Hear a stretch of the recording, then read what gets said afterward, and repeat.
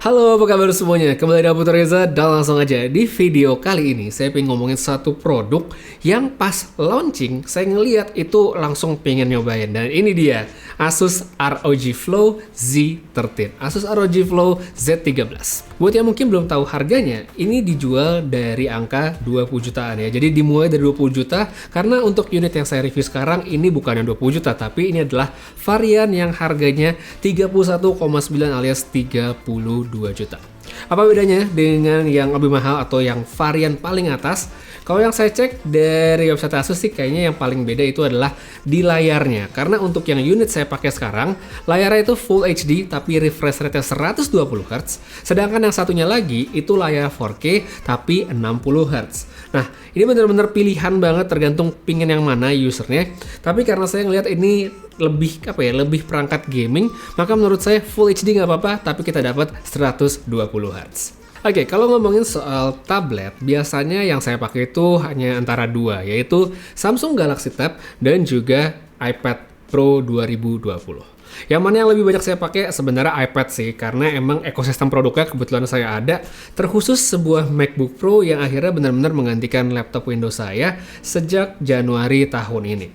Nah, dengan ada tablet serta laptop barunya Asus yang ada di depan saya sekarang, akhirnya saya mencoba untuk memberanikan diri ceritanya untuk meninggalkan perangkat Apple tadi, jadi iPad sama MacBook Pro-nya, saya gantikan dengan menggunakan perangkat barunya Asus.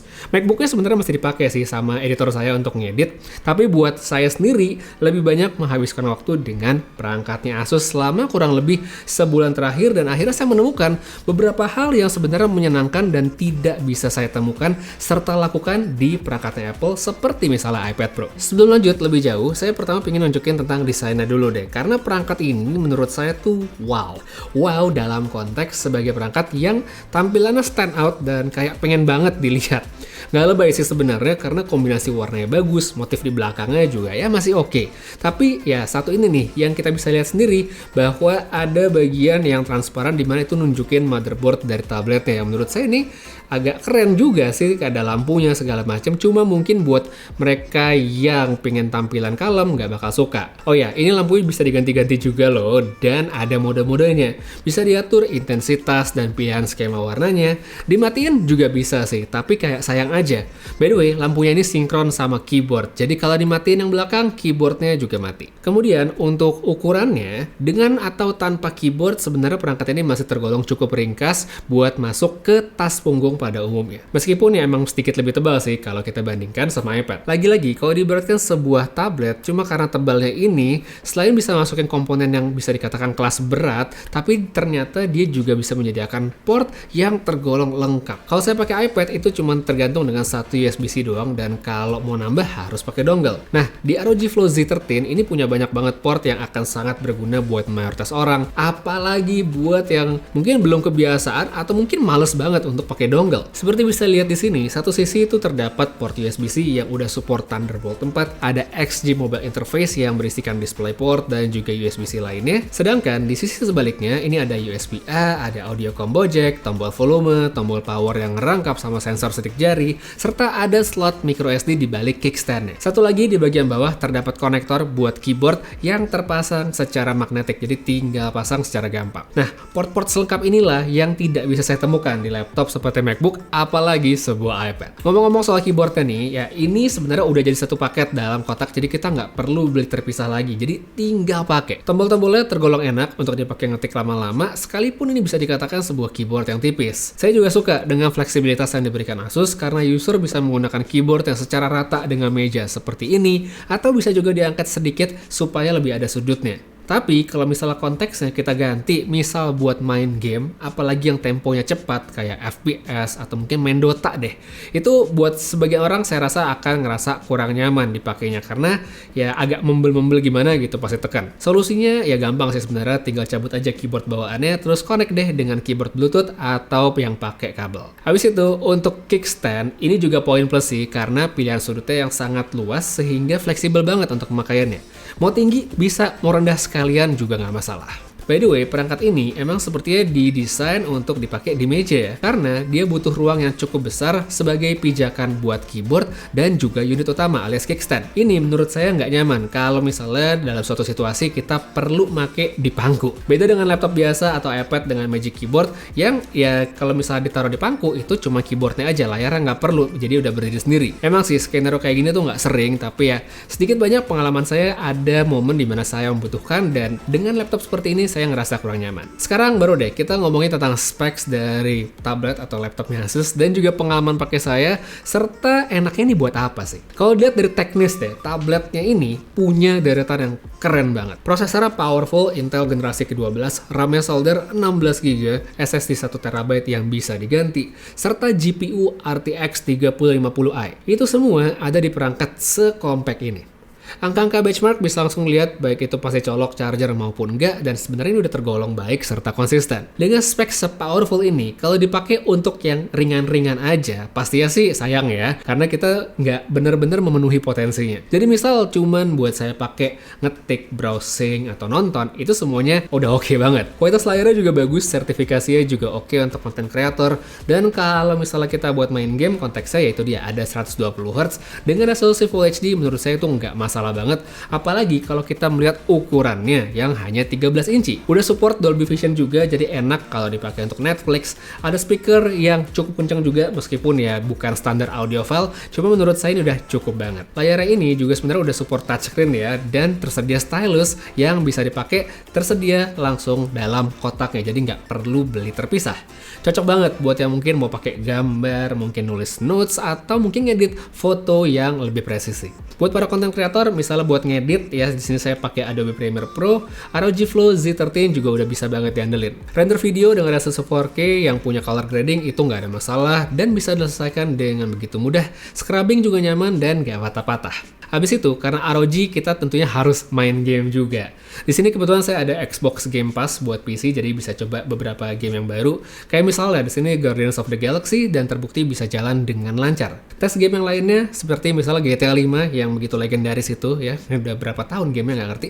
Pasang setting tertinggi pun nggak masalah banget. Main Forza 5 juga oke. Valorant pastinya mulus, nggak ada kendala sama sekali. Nah inilah yang menurut saya kelebihan dari sebuah ROG Flow Z13, karena di sini Asus berhasil menciptakan sebuah perangkat dengan form factor yang begitu kompak, tapi mampu memberikan performa yang powerful sehingga bisa menjadikannya perangkat gaming yang diandalkan sekali sekalipun untuk mainkan game-game AAA terbaru. Itu bisa banget.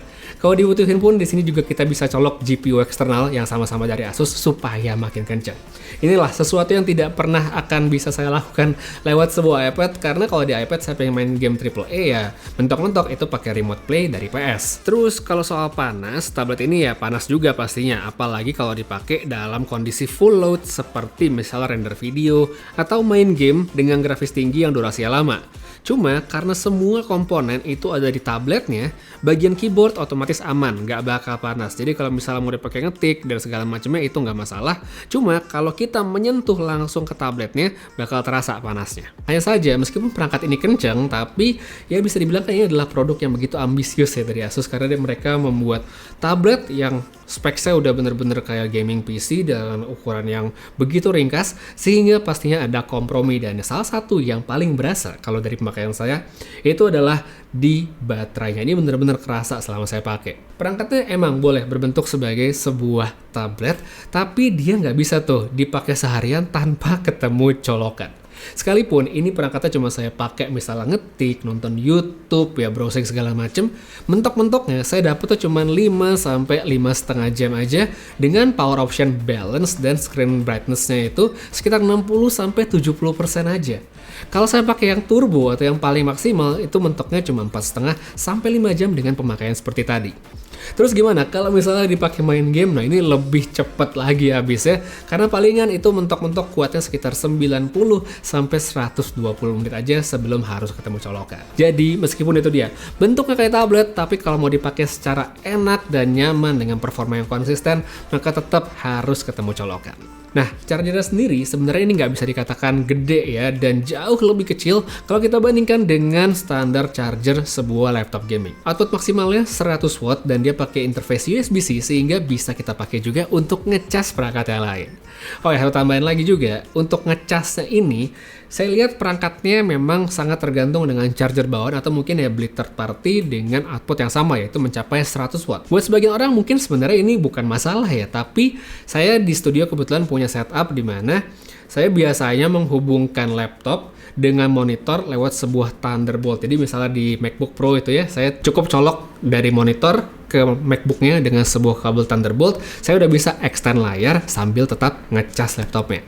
Nah, di tablet ini saya coba colokin sebenarnya bisa-bisa aja nyambung, tapi akan muncul notifikasi kalau powernya tidak cukup kuat sehingga harus pakai charger yang sebelumnya. Bisa tetap dipakai? Bisa, cuma ya itu dia, nggak maksimal pengisian baterainya. Jadi ya setelah saya sebulanan pakai tablet ini, emang sebenarnya banyak sekali experience menarik yang saya dapatkan karena dengan form factor yang begitu compact, saya bisa memainkan game-game yang selama ini tidak bisa saya sentuh lewat sebuah perangkat seperti iPad. Ini bener-bener nyaman sekali. Habis itu nggak bisa dikesampingkan juga soal konektivitas portnya, bener-bener bervariasi, jadi saya nggak tergantung sama dongle, bisa pakai USB-C, bisa pakai USB-A, atau mungkin kalau butuh pakai perangkat audio, kabel yang ada jack audio, itu semuanya masih bisa dengan sebuah perangkat sekompak ini. Tapi itu dia, seperti yang tadi saya bilang, ini adalah perangkat yang begitu ambisius dari Asus sehingga ada kompromi seperti dari baterai. Jadi walaupun dia bentuknya sebuah tablet, tapi tidak bisa digunakan seperti layaknya sebuah tablet. Jadi ya kalau misalnya mau dipakai secara nyaman, memang harus tetap ketemu colokan supaya kita bisa dapat power maksimal dari sebuah Asus ROG Flow. Apakah saya merekomendasikannya? Tentu untuk sebagian orang. Jadi buat mungkin mereka yang sangat mobile, aktivitasnya mungkin jarang di rumah, jarang ketemu gaming PC-nya, atau mungkin pengen main game dan ngerasa kalau laptop gaming itu masih gede-gede, berat segala macam, susah dibawa, ya ini mungkin adalah perangkat yang cocok untuk dibeli karena ya dia dengan perangkat sekecil ini kita tetap bisa untuk mainkan game-game yang keren seperti misalnya game AAA yang ada di Steam, di Epic atau di Game Pass, semuanya bisa. Tapi kalau misalnya ya pengen cari perangkat yang lebih ringkas, mungkin hanya untuk office aja gitu ya, atau mungkin buat nonton, ya ini menurut saya sih nggak cocok. Mungkin ya pakai ya kayak tablet yang saya pakai sekarang kayak iPad Pro itu lebih masuk akal karena ya harganya pun berbeda sekali gitu ya. Ini harga 30 juta, ya iPad Pro 10 juta pun udah bisa dapat. Jadi ya cocok-cocokan aja, pinginnya kayak gimana, kebutuhannya mana. Kalau pingin gaming, jelas ini adalah perangkat yang menarik, tapi di luar itu menurut saya ada alternatif yang lebih menarik dan dengan harga yang lebih bersahabat. Jadi kalau kamu tertarik untuk membaca lebih detail atau mungkin mau langsung beli ROG Flow Z13, seperti biasa linknya saya taruh pada kolom deskripsi di bawah. Untuk sekarang kayak segitu aja dulu, terima kasih banyak nonton sampai habis. Putri Reza pamit, sampai ketemu lagi di video berikutnya, dan seperti biasa, have a nice day.